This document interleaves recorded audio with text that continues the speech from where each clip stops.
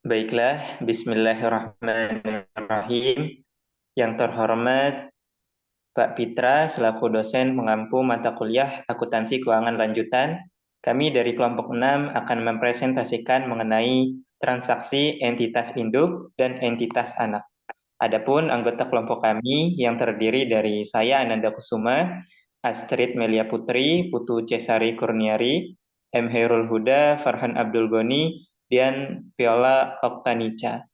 Langsung saja, materi pertama akan dijelaskan oleh Putu Cesari. Kepadanya dipersilahkan.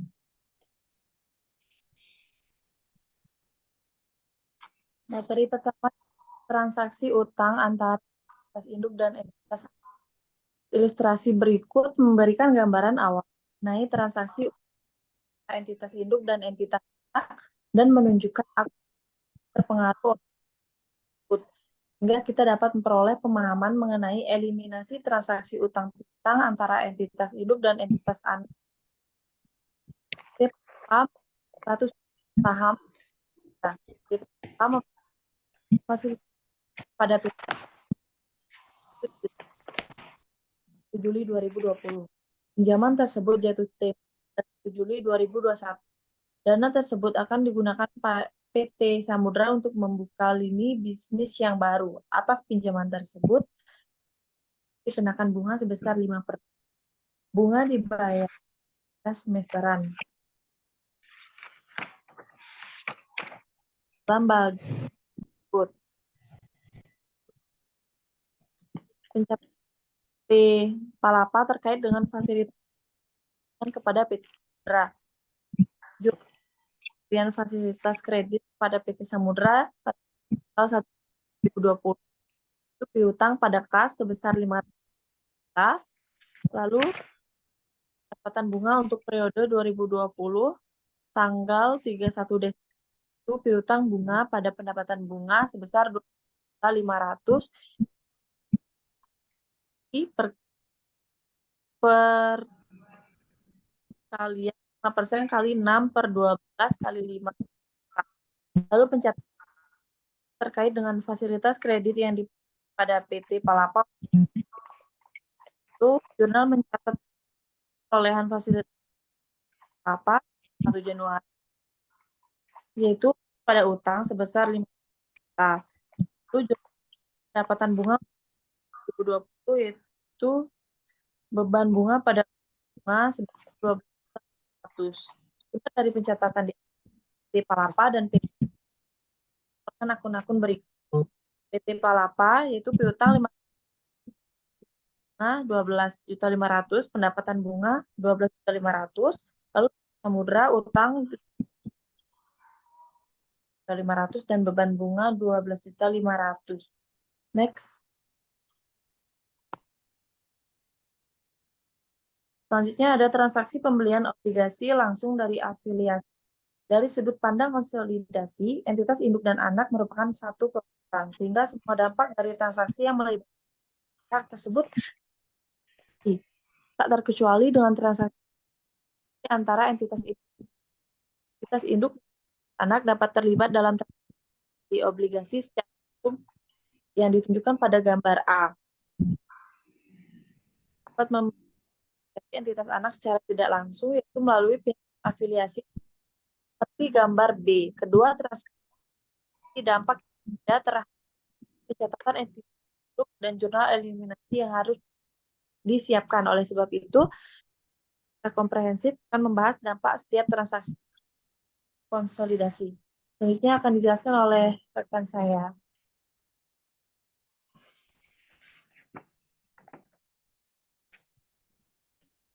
Oke, yang selanjutnya pembelian pada nilai par. Ketika entitas induk menerbitkan obligasi pada nilai par dan dibeli langsung oleh entitas anak, maka diperlukan jurnal eliminasi untuk menghapus akun investasi pada obligasi, utang obligasi, pendapatan bunga, serta beban bunga. Di sini juga ada konsep kunci pembelian obligasi langsung pada nilai par. Investasi pada obligasi dan utang obligasi dihapus besar nilai par.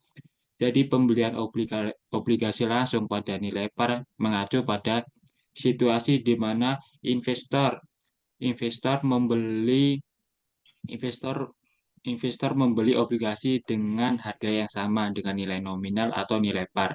Nilai nominal ini adalah jumlah yang setara pada obligasi dan merupakan nilai yang akan dibayarkan kembali oleh penerbit saat obligasi jatuh tempo.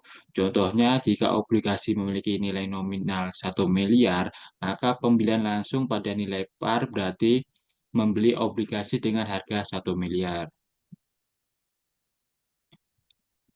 Yang selanjutnya di sini ada jurnal eliminasi. Berikut ini merupakan jurnal eliminasi dasar yang dibuat untuk mengeliminasi bagian laba dan dividen PT Nusantara dan kepentingan non-pengendali serta investasi awal PT Nusantara di PT Andalas. Di sini dalam tabel ini dijelaskan bahwasanya saldo awal pada PT Nusantara 900 juta dilangsungkan ke kepentingan non pengendali 300 juta, yaitu 900 juta dikali 25%. Jadi saham biasanya 800 juta dan saldo laba 400 juta. Dan bisa diketahui saldo akhir pada PT Nusantara yaitu 1 miliar 12 juta 500 dan kepentingan pengendali 330 juta 500 dan saham biasanya 800 dan saldo laba 550 juta. Dampak atas pembelian obligasi PT Nusantara harus dieliminasi.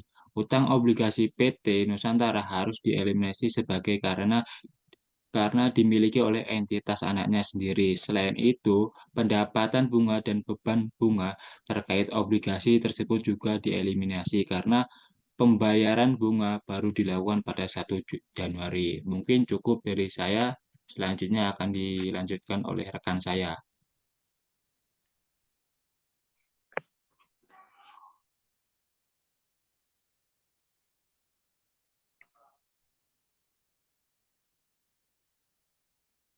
Next.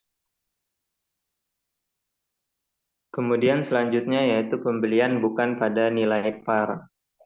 Obligasi dapat diterbitkan bukan pada nilai parnya. Hal ini terjadi pada saat kupon obligasi berbeda dengan tingkat bunga pasar.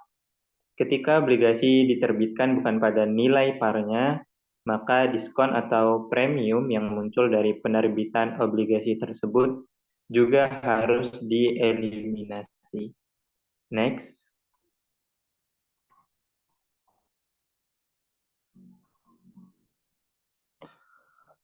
Berikut adalah contoh daripada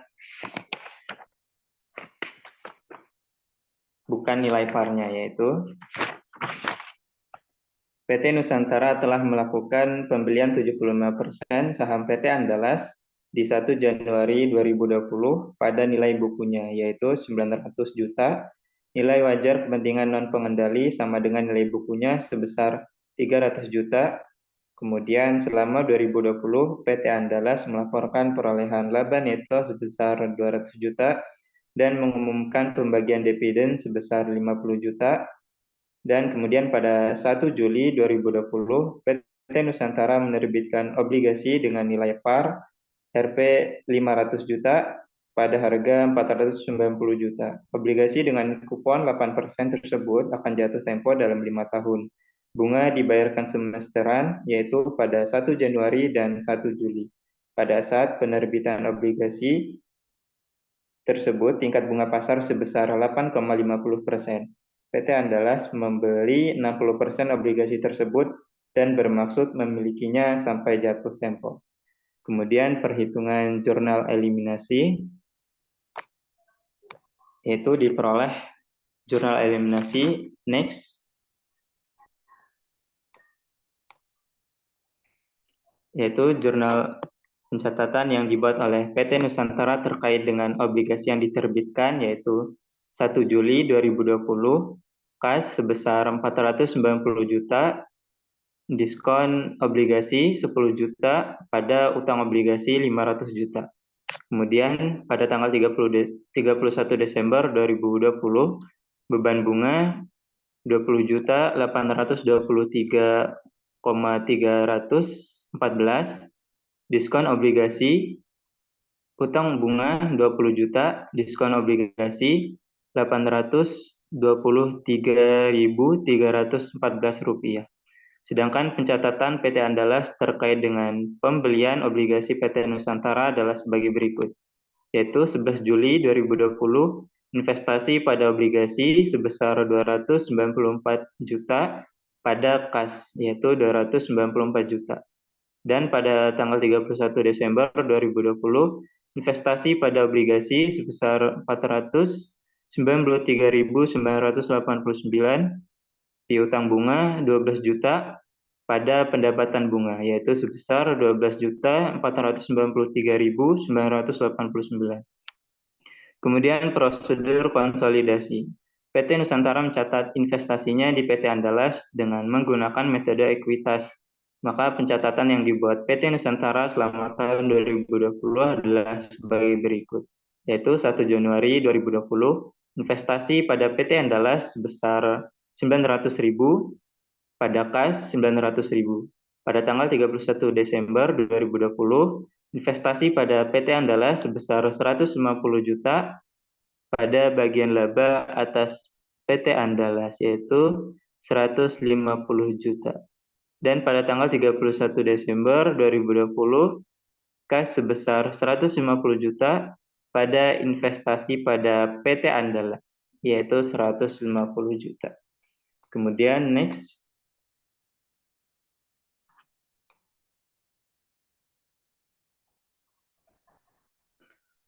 Kemudian tabel perhitungan jurnal eliminasi. Jurnal untuk mengeliminasi ekuitas dan investasi pada PT Andalas, yaitu sebagai berikut. Saham biasa 800 juta, saldo laba 400 juta, bagian laba atas PT Andalas sebesar 150 juta, dan non pengendali sebesar 50 juta. Pada dividen diumumkan 50 juta, investasi pada PT Andalas sebesar 1.012.500.000, kepentingan non pengendali sebesar 330.500.000. Nominal ini diperoleh daripada tabel perhitungan jurnal eliminasi. Kemudian selanjutnya akan dijelaskan oleh rekan saya.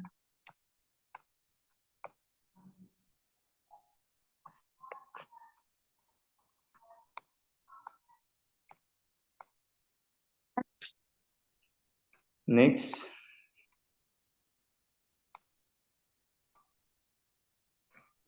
Selanjutnya ada transaksi pembelian obligasi entitas anak dari pihak non-afiliasi. Yang pertama ada pembelian pada harga saham dengan nilai tercatat. Pada saat entitas induk membeli obligasi entitas anak dari pihak non-afiliasi pada harga sama dengan nilai tercatat obligasi tersebut, maka jurnal eliminasi yang dibuat pada saat menyiapkan laporan keuangan konsolidasian sama dengan jurnal eliminasi pada saat pembelian obligasi langsung dari entitas induk atau entitas anak, baik pada nilai par maupun bukan nilai par. Kemudian ada pembelian pada harga berbeda dengan nilai tercatat. Entitas induk dapat membeli obligasi entitas anak dari pihak non-afiliasi pada harga yang berbeda dengan nilai tercatat obligasi tersebut. Jika entitas induk membeli obligasi entitas anak pada harga yang lebih rendah dibandingkan dengan nilai tercatat obligasi, maka muncul keuntungan penarikan obligasi dalam laporan keuangan konsolidasian. Sebaliknya, ketika entitas induk membeli pada harga yang lebih tinggi dibandingkan nilai tercatat, maka terdapat kerugian penarikan obligasi yang harus disajikan dalam laporan keuangan konsolidasian. Oke, next.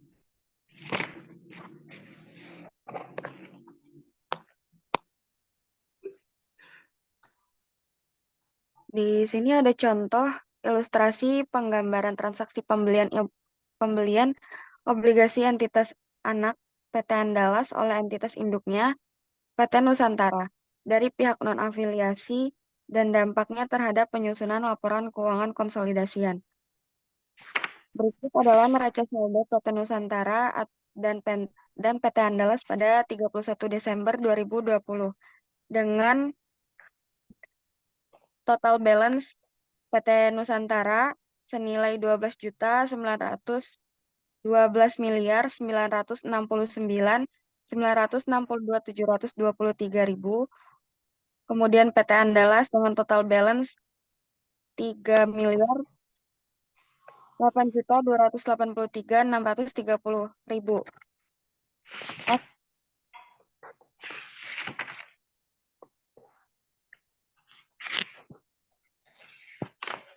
Kemudian ada pencatatan obligasi dari neraca saldo yang sebelumnya. Berikut adalah tabel amortisasi premium obligasi PT Andalas. Di sini ada periode, kemudian tanggal, kemudian ada kolom kas yang dibayarkan, terdapat beban bunga, kemudian amortisasi premium yang rumusnya kas yang dibayarkan dikurang beban bunga. Kemudian kolom premium yang belum diamortisasi, kemudian nilai tercatat obligasi. Rumusnya adalah 500 juta yang merupakan obligasi yang diterbitkan, kemudian ditambah dengan kolom yang D atau premium yang belum diamortisasi. Baik, selanjutnya akan dilanjutkan oleh rekan saya.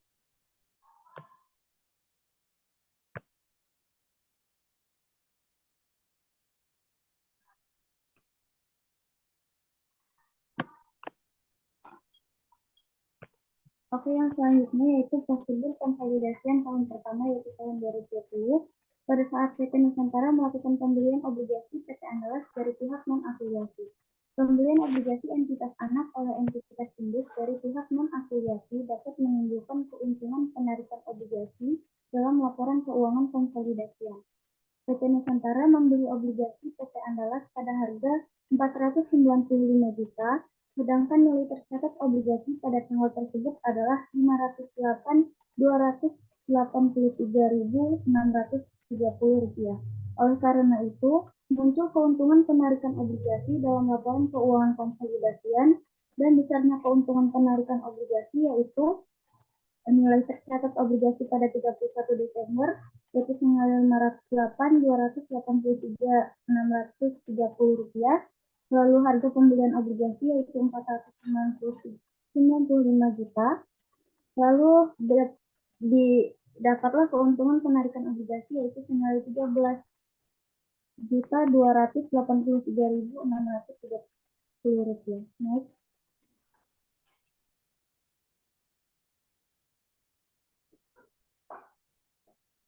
Yang selanjutnya tabel perhitungan jurnal eliminasi. Utang obligasi PT Andalas harus dieliminasi karena obligasi tersebut sekarang dimiliki oleh entitas induknya sendiri. Premium obligasi yang belum diamortisasi juga harus dieliminasi. Investasi pada obligasi yang dibutuhkan oleh PT Nusantara juga harus dieliminasi. Selain itu, jurnal eliminasi yang dibuat juga akan memunculkan keuntungan atas penarikan obligasi entitas anak. Yang selanjutnya akan disampaikan oleh rekan saya. Baik, materi selanjutnya adalah mengenai, mohon maaf, slide selanjutnya. Next slide. Baik, materi selanjutnya adalah mengenai amortisasi diskon atas investasi pada obligasi PT Nusantara. Berikut merupakan contoh tabel amortisasi diskon yang terdapat periode, tanggal, kas yang diterima, pendapatan bunga, amortisasi diskon, diskon yang belum diamortisasi, dan yang terakhir adalah nilai tercatat obligasi. Tabel ini menunjukkan bagaimana investasi pada obligasi PT Nusantara diamortisasi selama 10 periode, yakni dari tahun 2021 sampai tahun 2024, yang dimana setiap tahunnya terdapat 2 periode. Amortisasi diskon dilakukan dengan mengalokasikan diskon obligasi secara merata selama periode pinjaman. Hal ini menyebabkan pendapatan bunga yang diperoleh dari obligasi meningkat setiap periode, sementara nilai tercatat obligasi menurun setiap periode, yang dimana dapat kita lihat pendapatan bunga pada awal periode yakni sebesar 20.539.757 rupiah. menaik pada akhir periode yakni sebesar 200.000 yang dimana totalnya adalah 20.717.458. Begitu juga dengan amortisasi diskon yakni pada awal periode sebesar Rp539.797 menaik pada akhir periode menjadi sebesar 717.458. Diskon yang belum diamortisasi juga pula pada awal periode yakni sebesar 5 juta dan pada akhir periode menurun sebesar 0 pada akhir periode. Dan yang terakhir adalah nilai tercatat obligasi yang dimana pada awal periode sebesar Rp495 juta dan pada akhir periode meningkat sebesar sekitar 5 juta yakni sebesar 500 juta sekian. Next slide.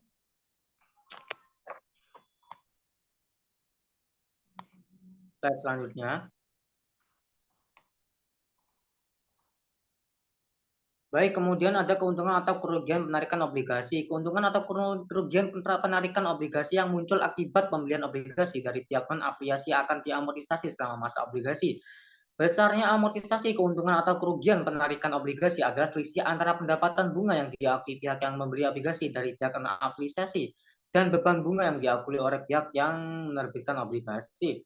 Dalam contoh ini, keuntungan penarikan obligasi diamortisasi selama 4 tahun dan besarnya amortisasi setelah setiap periodenya adalah selisih pendapatan bunga yang diakui PT Nusantara dan beban bunga yang diakui PT Andalas. Berikut adalah contoh perhitungan amortisasi keuntungan penarikan obligasi setiap tahunnya, yang dimana tabel ini menunjukkan bagaimana investasi pada obligasi PT Nusantara diamortisasi selama 4 periode, yakni dari tahun 2021 sampai tahun 2024. Amortisasi diskon dilakukan dengan mengalokasikan diskon obligasi secara merata selama periode pinjaman, yang dimana pendapatan bunga pada awal periode yakni sebesar 41 juta sekian turun pada akhir periode menjadi 40 juta dan menurun sebesar sekitar 1 juta sekian. Sedangkan beban bunga pada PT Andalas yakni pada awal periode adalah sebesar 35 juta naik sebesar sekitar 2 juta menjadi 30 juta sekian, 7 juta sekian pada akhir periode. Sedangkan yang terakhir adalah selisih amortisasi keuntungan penarikan obligasi yang dimana pada awal periode ini dengan nilai sebesar 2.900 sekian menjadi 3.700 pada akhir periode. Sementara itu nilai tercatat obligasi menurun pada setiap periode. Mungkin cukup materi dari saya. Saya serahkan kembali kepada moderator. Terima kasih. Baiklah, terima kasih. Demikianlah presentasi dari kelompok kami, kelompok 6. Kurang dan lebihnya kami mohon maaf.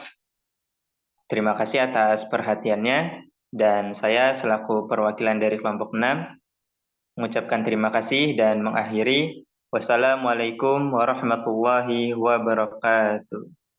Waalaikumsalam warahmatullahi wabarakatuh.